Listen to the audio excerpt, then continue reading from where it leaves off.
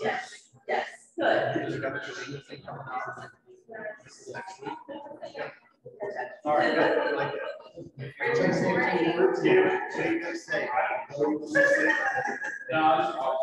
Wing it after we see it. Good.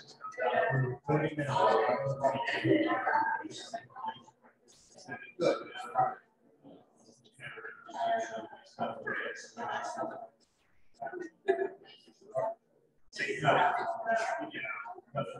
Sounds good. Is this the table to be at? Maybe. Good. These go good? Start. All right, we will go ahead and get started.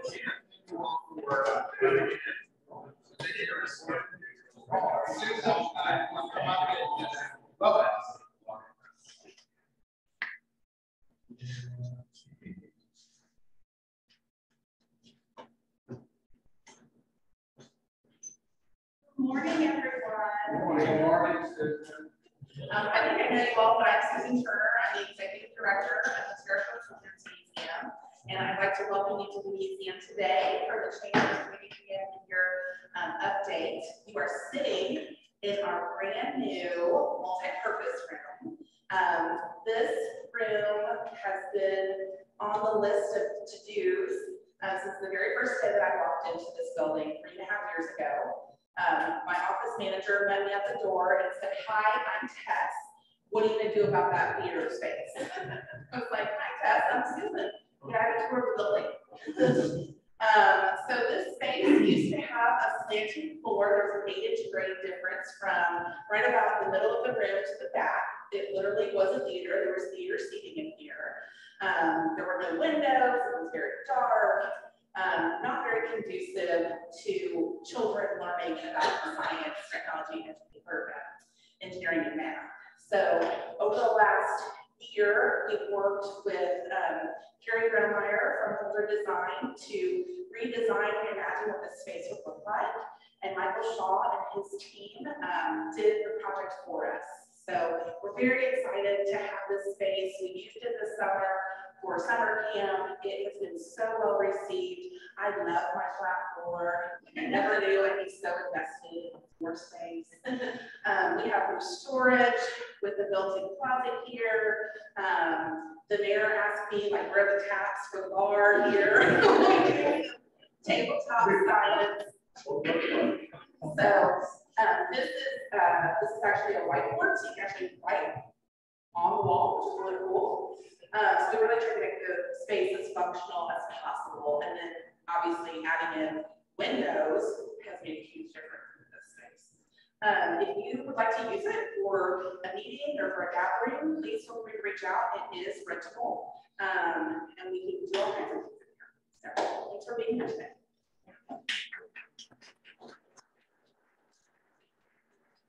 Susan, and this is kind of a perfect for me because this is one of the things that we're celebrating. So one of the projects that was completed this year, we're just happy to be here.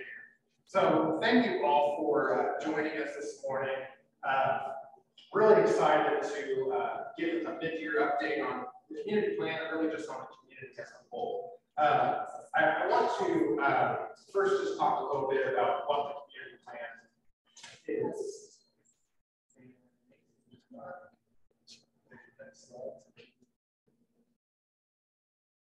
There we go. Okay, now so the community plan launched almost 3 years ago exactly, and really what it is it's a collective vision to create a prosperous city, county, and region.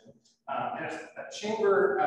It's housed underneath the Terre Haute Chamber of Commerce, but it's not just us. It's really everybody in this room, everybody in the community, whether it's nonprofit organizations, government, businesses. These are all the people that make up the community and really help move this forward. So there were two major goals of the community plan. And that's the whole population decline and reverse the trend of declining per capita personal income. These are the two things that really are what we go back to every single thing that we do, because we want to get more people in our region and we want them to have more money. When the community plan was launched, Terre Haute and Beaver County were projected to have a slight decrease in the population over the next 30 or 40 years. And this is not something that we're going to change overnight. It's been 3 years, which is a long time. A lot has happened since then. But I think that the work and progress we're making now will really contribute to the future that we have. So underneath the community plan, there's 6 pillars. That's quality of life, economic development, health and wellness, infrastructure, talent attraction and retention, and those are 6. And there's a task force under each of those that are composed of community members and volunteers, a lot of which are in the room today and joining online. And they have all made a lot of great progress. In the middle of this, I think 6 months after the plan launched, the pandemic started. So it was a little bit of roadblocks there, but I think that we're seeing a lot of tremendous progress. And now that we're sort of going back to normal, as we talk about here, we're seeing a ton of accomplishments, and I think that we're going to make long-term improvements to our community. So what I first want to highlight are the accomplishments that we've had this year. And this is across all organizations, nonprofits, businesses, government, 150 accomplishments that are either open this year or planned to later in the year, or have been committed to happen in the future. So that includes new business investment, that includes infrastructure for roads from government, or programming, or even new investments in routes like these. And what's really cool, after compiling all of this from everyone in the community, is that all 6 of the pillars have had over a dozen accomplishments just in 7.5 months alone. So you can see health and wellness has 15, tourism 18, economic development 43, infrastructure 13, talent attraction and retention 42, and quality of life 21. And there's a little bit covered up at the bottom, but all of these 150 plus accomplishments total up to over $500 million, which blew me away when I first was compiling all the information. Just this year alone, we have over $500 million of investment committed in our community, which I think was incredible. Again, is going to make long-term improvements to what we have. So there's over 150, which is on our website. If you are looking through the report that is on the table, you'll see that there's about 21 that are highlighted, and there's a web page on our website that features all 150 plus of them. This will be an ongoing list that we have. So I encourage everyone in the room or online, if you would add me to your press release list or anything that you ever have, feel free to send it to me, so that way I can keep track of this, because we want to keep the momentum going, and we want to keep celebrating all that's happening in our community. So add me to your press release list. This will be something that we're going to have ongoing over time. So if you go on the website, you see something missing, feel free to submit it to you. So I want to just talk about and highlight about 21 of the accomplishments that we have so far. So they're on the screen, and they're also in the report that you have. I'll just read a little bit about them. Some you probably know about, or a lot of them you may, but I think it's good to just take a moment and see all the big investments that we have. So first up there, we have the Ready Grant, which received over $20 million of funding for 24 projects, not just for Beaver County, but Clay, Knox, Parksville, and Vermillion. They're all transformational projects. So in Beaver County, we have the downtown hotel, or the learning center, the West Terre Haute pharmacy, and more. One thing that I think is really cool when you look at these, in just Beaver County alone, all of the 6 pillars of the community plan are represented in transformational projects, which I think is just amazing, and it's a tribute to the RDA and just the leaders that we have. So that was one thing that I thought was really cool. I want to next talk about the Riley Spur Trail. Funding was approved, and work is currently happening on that project. It'll be a 6-mile trail. It's expected to finish in the fall of 2023. The West Central Indiana Business Hub, the website launched this year and then also received Ready Grant funding. It's a guide made for all entrepreneurs of West Central Indiana, proposed more than a dozen organizations that provide individualized expertise and services to businesses looking to expand their reach. So it's going to make a big difference for businesses looking to either start or grow, and we're really excited about that. Next level connections, the round 3 grant award joint receive funding to provide ground project access to 14 household and for businesses. And then, of course, the Terre Haute Convention Center as well opened up over 12,000 feet of ballroom space. I think it goes without saying that's going to bring a lot of visitors to our community, allow them to experience what we have. And the statewide research has shown that the more likely that someone is to come to a community, the more likely that they're going to be to consider moving. So that's something that I really think will make a difference in the long term to one of our overall goals. Rural Park, located just west of Ivy Tech, is the newest addition to the Vigo County Park Systems and has over 800 acres of natural trails. So that's a partnership between Vigo County and Ivy Tech. The naloxone vending machine is outside of Union Health's emergency department, and the program to dispense free naloxone kits, and each kit includes a single dose of naloxone. So that is great. The Queen of Terre Haute Casino had its groundbreaking this year, projected to open in less than 18 months.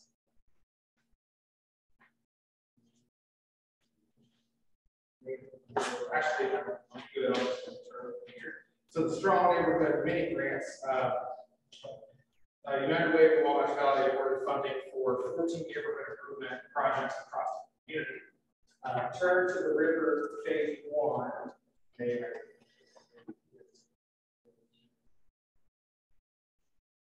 There we go. Turn to the River Phase 1. Art Spaces celebrated the dedication to the central sculpture with the water feature. That's another transformational tourism quality of life project that we're very excited about. Another accomplishment from the West Central Indiana Small Business Development Center is the Intentional Outreach Network, $1 million grant that was received to create it and strengthen outreach services to underserved businesses so that the Small Business Administration resources are accessible to entrepreneurs. So business advisors from the underserved populations have been started and hired on, and it's really going to make a difference. The Welcome to Store 12 Points Arch was placed this year, which is a great entryway to 12 points. This year alone, only 7.5 months into the year, we have over 40 ribbon cuttings, which is tremendous. Back in 2019, I believe there was a total of 46 throughout the entire year. So we are really trending in the right direction there. The Athletic and Medical Building at the Ferguson Championship Cross Country Course, they received $15,000 in grant funding from the Indiana Destination Development Corporation a few years ago. And at that time, control building this year, which again has a wonderful asset. Will allow to stay state of the art. Drainage and sidewalk improvements from the city. There's a ton of projects that have been ongoing. There's honestly too many things just on this screen, but really the infrastructure is improving in our community. Another great accomplishment is the Spark Revolving Loan Fund, which was started from an EPA grant of $800,000 and will provide low interest loans to businesses that are otherwise unable to receive traditional financing. The West Terre Haute Clinic and Pharmacy furthers the mission of the Valley Professional Community Health Center to improve access and quality health care to West Terre Haute. So that's a wonderful project. The Early Learning Center received Ready Grant funding. It'll be a renovation of the Chestnut building that will allow ISC to increase the capacity for early childhood education. And the Equine Event Center at St. Mary of the Woods will allow equine enthusiasts from across the Midwest and beyond to participate in events in West Central Indiana. And it really will celebrate St. Mary of the Woods College's history and the role it plays in Ventures movement. Another Ready Grant funding was the relocation of the Roseland Ventures beyond Roseland campus to prepare for future development of the research and development farm. It's currently 6 miles away, and so will be constructed a new campus venture at the corner of State Road 46 and State Road 42. Then lastly on my list, the Diversity and Career Center / School of Health Sciences at Ivy Tech. This will be a critical piece for taking talent in our region and will further their ability to create an educational environment for everyone. So these are just 21 projects that I went through, but really it's 21 of 150 plus. We can't go through all these today. The report that you have on the table highlights all the ones that we have. Go to our website. And again, we want to continue to celebrate this now and in the future. So 150 projects with $500 million of investment, which I think is just incredible.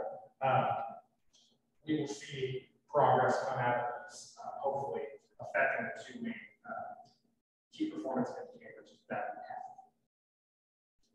So the next part of my presentation, I want to talk about the community census that we held in April of this year. Really what we wanted to do with the community plan is to be data oriented. And so we have census data, we have data from the federal government that we can look through for economic development purposes. But we really want to see what our residents, students, and visitors are seeing and feeling in our community. Because your self-esteem really does affect the progress that you can make. So we launched this Community Census Day on April 26, 2022. And this is going to be something that we're going to do every 6 months. And we're going to measure these key performance indicators over time and really see how our community is changing and how people are feeling. In real time, we've been able to take away some key findings from this, but a lot of the impact that this will have will be in the future for our purposes as well. So you can see that we had almost 1,500 total respondents to the survey, which is great. 150 college students, 407 high school students, 600 residents, and 51 visitors. I just wanted to highlight Grace, it kind of mirrors what Beagle County, the makeup that we have, which we were really kind of targeting because we wanted to be representative of our population. I did highlight gender as well. It's very common for females to fill out the survey. About 66 to 33%. It doesn't really affect the results too much, but just wanted to highlight that. So, talk about the 4 findings that we have. So the first one is that residents feel positive about the individual characteristics of Terre Haute, but suffer from overall self-esteem. So the first graph I'm going to show you here will be a little bit of a downer, but it's not all too bad. We'll start out with this. Net Promoter Score basically measures how people are talking about your brand, your business, or your community. So the detractors there are people that are generally going to go there for family things, say negative things. Promoters are very positive experiences, and passes, really don't mean too much either way. Anything below 0 is low, anything above 0 is positive. You can see we had a negative 51, which was a little bit jarring. Wasn't all too surprising, we just sort of know that we have low self-esteem in our community. But something that we really found that was interesting is that when we asked them individual parts of the community, they had the most positive answers. This question was just life satisfaction, 6.3 out of 10. It's hard to take too much away from that now. We're hoping to have other communities throughout the state kind of copy our surveys to compare our answers. And we will compare this over time with future answers. But that's sort of our baseline right now. I don't really take too much away aside from that. So, as I mentioned, on the Likert scale question, asking them whether they completely agree, somewhat agree, somewhat disagree, completely disagree questions on these statements, actually were the most positive group by far. So when you ask them whether Terre Haute's changing for the better, you have a net positive of almost 46%. which I think is great. It shows that we are trending in the right direction as well. So some people may feel that it's not where we're at. I think that we're really moving in the right way. Diversity, so ask for a diverse community. That's another category of about 20.3%. Home affordability, not too much of a surprise, a category of almost 53%. Safety, I think that this was a really good takeaway as well. About 56 to 24% said that they believe that Terre Haute is safe, which I think is very awesome. So, the first finding of the summer is that, it seems like our residents have overall a net negative opinion of the entire community. But when you then begin to ask them about the individual characteristics, it's pretty positive. I'm going to talk at the end a little bit about what we're going to do in response to this. But at first, when we were looking at this, it was like, it's kind of tough to take in. But once you dig into it, I think that there also are strategies that we can utilize that will improve that overall opinion that residents have. Trying to overcome some of those deep-seated image issues, I think that they date back probably decades, to be honest. So finding number 2, we surveyed visitors. So typically visitors to Terre Haute have positive experiences throughout the trip, which is not too much of a surprise, but I think it's going to be great as we receive more tourism traffic in the coming years as well. So we can see that the net promoter score is 0, which 0 sounds bad, but it's actually not really negative or not really too positive. It is. I do want to mention that we hope that the next round we get some more visitor responses as well to kind of the overall response rate. But that was the score that we got there. Trip quality was about 7.4 out of 10. Again, it's sort of hard to take too much away from this, but I think usually anything above 7 is pretty positive. One of the areas in other communities, and I've been talking with the Indiana try to make that happen. Then we're going to ask them the liquor scale questions again.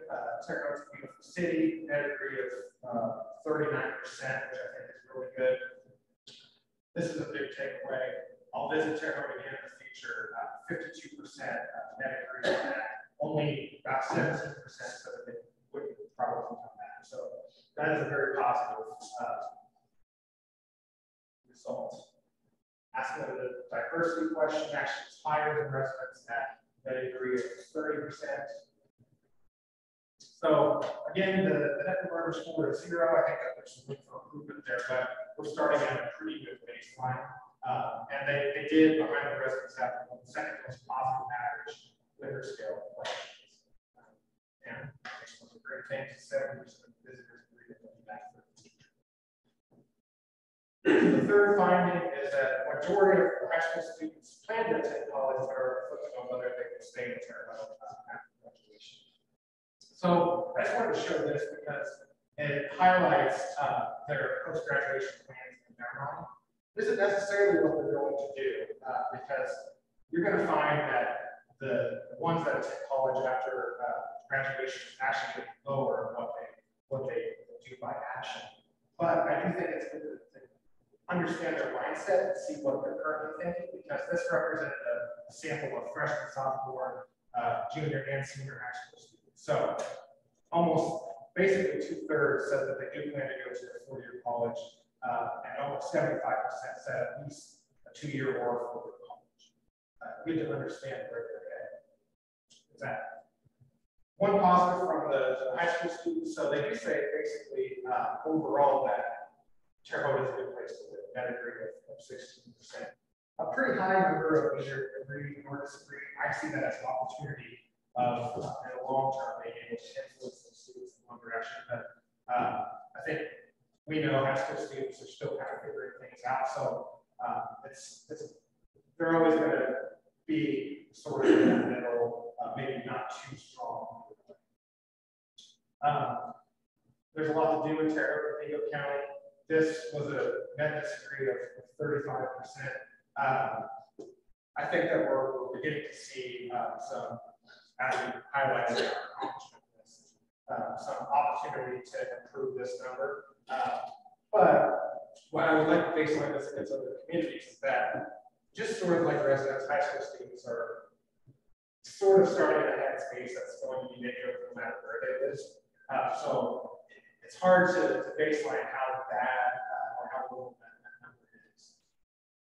There are a lot of career opportunities in their desired field. I actually didn't think this was too bad. It's a little bit negative overall, but I think that those students are still figuring out what they want to do. So in terms of career opportunities, almost pretty high number.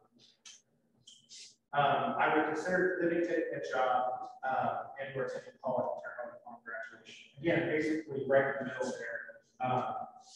Well, I mean, about the same thing. They would consider taking a job, the same would. Just another thing to note is that high school students, oftentimes they're going to want to move away anyway to college, and they may come back. For some of these students, it may be hard to do this no matter what they do, but I still think that there is an opportunity. And their after graduation plans, whether they live in the region, there's a high number of undecided, which I think is another good opportunity there. So we'll baseline this. So the summary of this is that almost 75% of students plan to attend college. They had the lowest overall positivity on the Likert scale questions, but the one that sticks out to me is that they still think that Terre Haute's a good place to live. So while they may go away right after college, if we can just continue to see these improvements in our community, I think that we're naturally. And lastly, college students have a slight overall positive perception of the community, but many of them indicate that they may be upon graduation. So I just wanted to show this here, the breakdown of the students that we have based on the degree level, 57% bachelor's, and about 11.8 on associate degree, and everything taken this time. So their net promoter score was 0 as well. We had a leader in visitors. They were close to visitor perception in a lot of different ways, which I think is interesting because many of them do come from outside the community to go to college. So in a way, they may see themselves as almost visitors. So to see a lot of similarities makes a lot of sense. They had a pretty high net degree on whether Terre Haute is a great place to live, which was a little bit surprising in a good way. There's a lot to do in Terre Haute. Net degree, I disagree on 12% again, but it is higher, or I guess it's lower than the high school students by a significant margin. Career opportunities. There are a lot of career opportunities in their desired field. That was positive by 16%.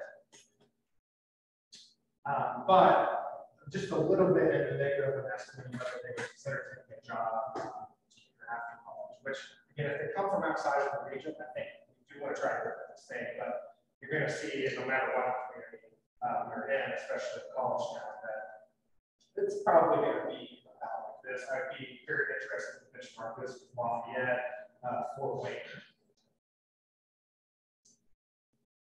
And then kind of a similar makeup to the high school students as well. About 38% said that they don't plan to live and work in West graduation, but still a good number. So there's room for improvement on college students, but I do think that again, there's an opportunity. And they had a positive net agreement on overall Likert scale question 10.22%. So there's a higher percentage of college students that indicate they're probably going to leave and stay. I do think that over time we can trim that direction. It's probably always going to be the highest number in the way since they naturally many of them do come from outside the region, but getting them to stay is something that we definitely. So taking all this information, I want to talk about what we're going to do with it and moving forward. As I mentioned, we want to benchmark these numbers and measure them over time. So the intention of this was to create a a community dashboard that includes census data, includes federal government data, along with the community Terre Haute census data that we have. So we've launched this dashboard as of today, and it will include the two main KPIs that we have, per capita income and population. And then underneath each pillar, there are two KPIs that kind of measure the health of that area. And so this will be continued to worked on and improved upon, and probably in the future for each pillar there will be much more data and information included. But this link is included down there. It's also in the reports that you have. I encourage you to look at it on the desktop. We're still kind of working through the mobile version, since there's a lot of information that doesn't show up quite as nicely on your phone. So I encourage you to get on your desktop and look through it. This will be utilized for those of us in the room, for volunteers in the community plan, and also just for everyone in the community to see where we're at and where we're progressing towards our goals for the overall. So lastly, I just want to give a little bit of a look to the future. I think that as we showed with all the accomplishments that we have, which are really awesome with over $500 million in investment, we're moving in the right direction. This progress is not going to be made overnight, or it's not going to happen in just a year, 2 years, or 3 years. It's going to take all of us in the community to really be on a single vision moving towards this. It's not just going to be me, it's not just the chamber, it's really not just going to be everyone that's listening right now. It's all of us collaborating and working together. I want to talk about just a couple of things that we're going to do as a direct result of this information right now, which have a little bit of it on the screen. So I had the opportunity to attend this year's Wallace County Leadership Institute, and there were about, I think, 12 or 13 kind of emerging leaders in the community from all different sectors. And we worked on a community project to present at the end of our cohort. What was really cool was that about a couple days in, everyone wanted to actually put this out into the community and put it into action, not just do it at the end of the cohort. So over the past couple of months, we've kind of formed a committee with those individuals that are going to have 3 different key focuses that come over the next year or so.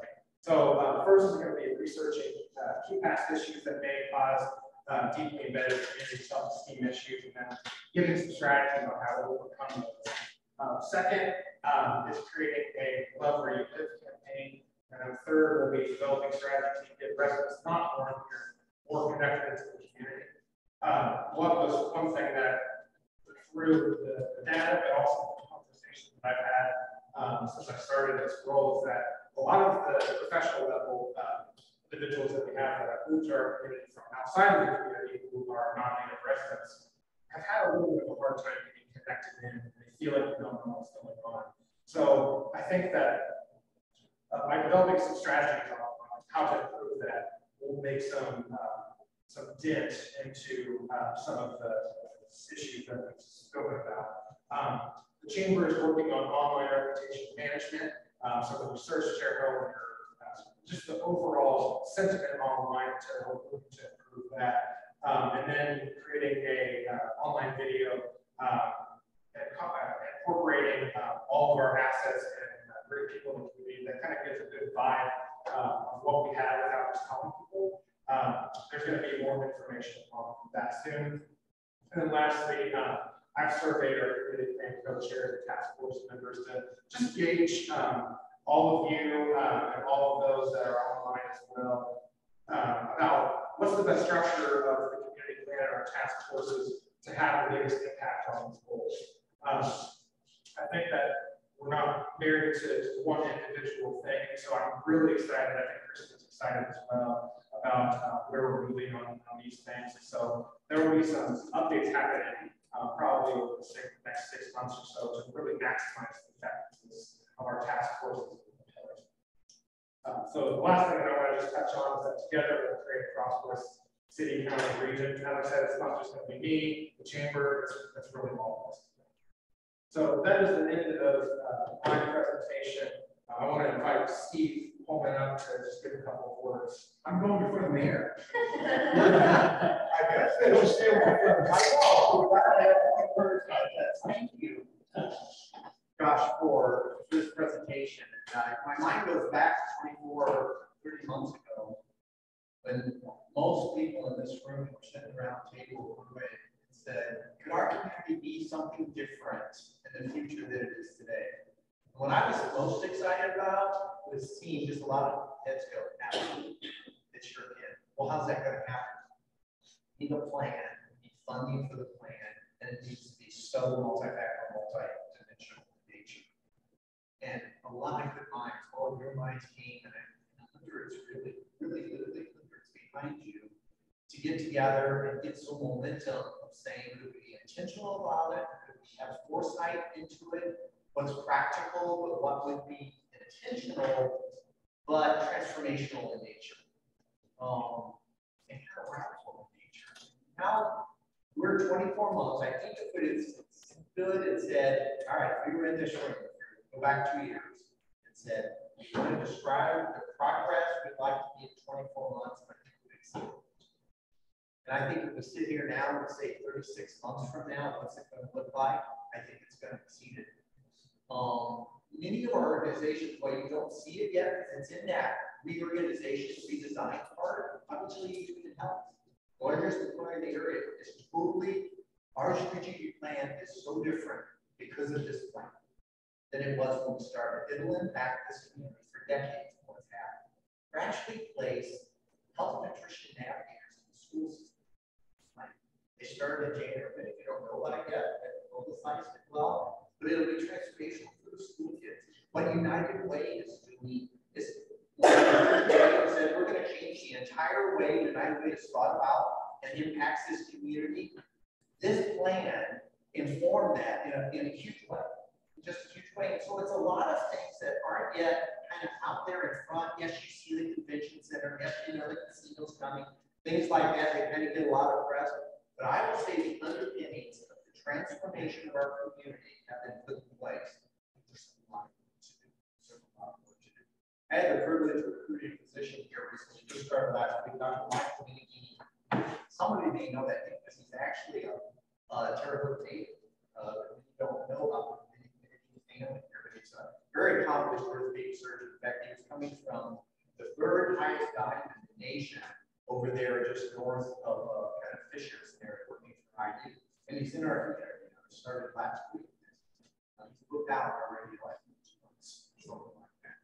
But I was talking to him and said, well, Michael, what do I do this? He said, a couple of reasons. He said, one, folks are here. He said, I grew up here. There's so much potential for this community. And I'm going to be part of that, part of the legacy that I need for it. And I thought, and he said, the difference? I said, well, why? What's the difference? Why is that? And he says, she said, he travels the nation. He actually travels the world talking and trade and such. And he's a national thought leader in the area of orthopedics and such.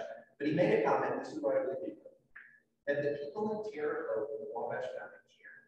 There's just people that care. Yes, they've had some tough things happen over the years where these metrics aren't where they need to be, but things are changing. He's going to help change them, and you're helping change them. I thank you for that. I can't wait for the next update. Good things are happening. Okay, Mayor, Please take one. Thanks, Steve. Well, you know, I guess as I sit and think about this, it's so important to be able to update the community. And we need to get this on a regular schedule on this now. Josh has done a good job of putting this together. But even when you look at that list, there are so many things that you weren't able to include on there. And, you know, when you just kind of just pause and look at all the different entities we have, all the different things that are going, we've never really been in a position to talk about that collectively. That's what's different. Everybody kind of did their own thing.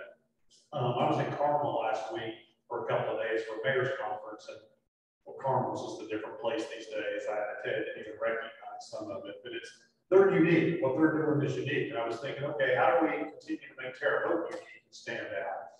And then I hear from other mayors, you know, everybody likes to share the exciting things they're doing.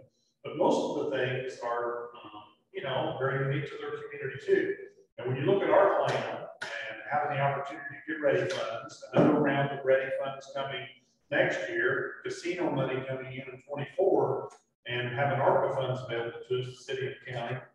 This is kind of a once in a lifetime opportunity to set the stage about where we're going.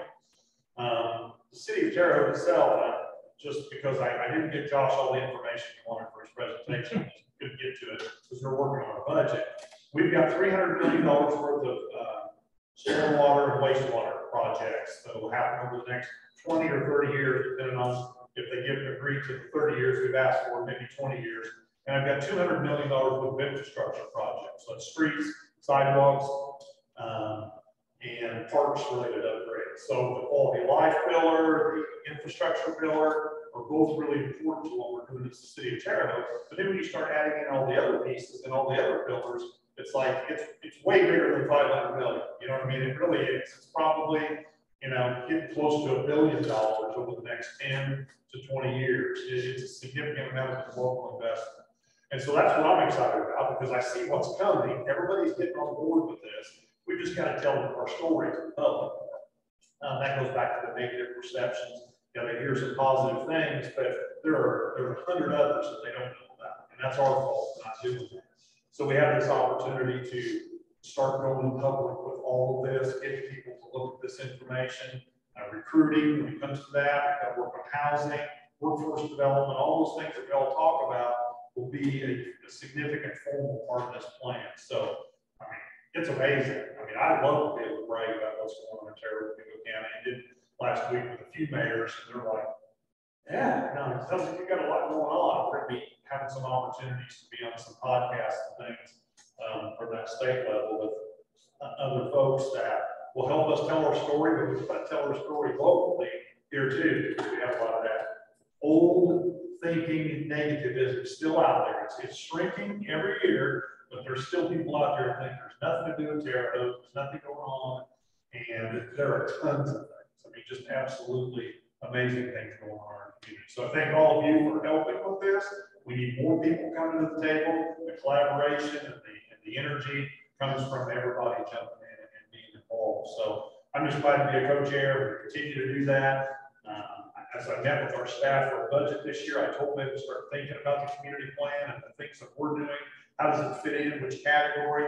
And so every year as we move forward, we're going to make sure that the things we're doing, we're thinking about the community plan. We just need others to do the same thing. So it's a good day to be here. It's exciting. And it's kind of overwhelming in a way. There's so much happening in such a short period of time with much, much more to come. Thanks. Okay.